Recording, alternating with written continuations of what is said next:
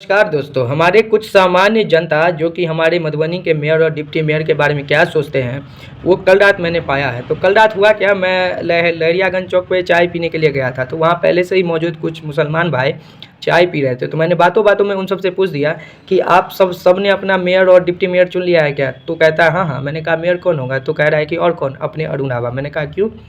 तो कहता है कि उन्होंने ठान लिया है कि मधुबनी को बदलना है तो बदलना है। तो मैंने कहा अच्छा, लेकिन मुसलमान में तो बहुत सारे कैंडिडेट हैं। तो कहता है नहीं नहीं नहीं, उस सब से ये नहीं है, अरुण आभा। तो मैंने कहा ठीक है। तो फिर मैंने पूछ दिया कि तो फिर डिप्टी मेयर कौन होगा? तो कहता है कि भाई अमानुल्लाह खान। मैंने कहा चलिए, ये भी बहुत अच्छी बात है। मैंने तुरंत पूछ दिया कि कल जो कार्यकर्ता का मीटिंग हुआ था उनके द्वारा, तो आप गए थे? तो कहा कि नहीं नहीं नहीं, हम नहीं जा पाए, सो हम मजदूरी पे गए थे। अब बताइए, इतना सामान्य इंसान, सामान्य जनता, मजदूर टाइप के, और उनका भरोसा अरुण राय है, तो ये कितनी बड़ी बात है। और उसके बाद मैंने ये भी पूछ दिया कि तो फिर आपका कोई काम है ऐसा जो कि उनके जीतने बाद? तो कह रहा है कि मेरा इंदिरा आवास लटका हुआ है 4 साल से, वही करवाएंगे। तो मैंने कहा अच्छा ठीक है। बताइए, मैं तो सबको कहता हूँ कि अपना ओपिनियन दीजिए, अपना सही और गलत का फैसला on the spot in the public ही हो जाएगा अगर आप अपना चुनाव अपने खुले मन से रख दें, किसी के समर्थन या फिर किसी के विरोध में, बिना किसी भेदभाव के। अब सवाल ये है कि मैं ये ऑन द कैमरा क्यों बोल रहा हूँ? क्या मुझे पैसे मिले हैं? तो आज 1 से लेकर 45 वार्ड मधुबनी के हर जनता, हर कैटेगरी के लोग कान खोल के सुन लीजिए, जो भी मुझे जानते हैं ऑन द कैमरा या फिर ऑफ द कैमरा।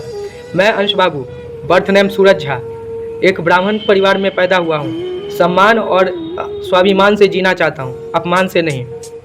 और मेरा मानना है कि मुझे जो सही लगेगा वो मैं बोलूँगा, और जो गलत लगेगा वो मैं थोड़ी बहुत मदद की ज़रूरत है जो कि अब तक मिला नहीं है, क्योंकि मेरी भी कुछ जिम्मेदारियां हैं, घर का बड़ा बेटा हूं और इस स्थिति में आप लोग जानते हैं। तो अगर किसी में थोड़ी सी भी ये होगी तो वो समझ जाएगा कि उस घर की स्थिति क्या होगी और क्या ज़रूरत होगी, ठीक है। लेकिन किसी का पैर पकड़ के गिड़गिड़ाया नहीं हूँ। इंतज़ार है उस शख्स का जो इंसान की कदर करे, जो समझे कि इंसान की महत्वता क्या है।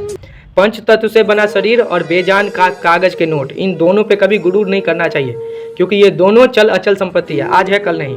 जो भी इंसान अपने आप को समाज सेवी कहते हैं, उनके लिए हर एक जनता की, हर एक कैटेगरी की सोच और विचार महत्व रखता है।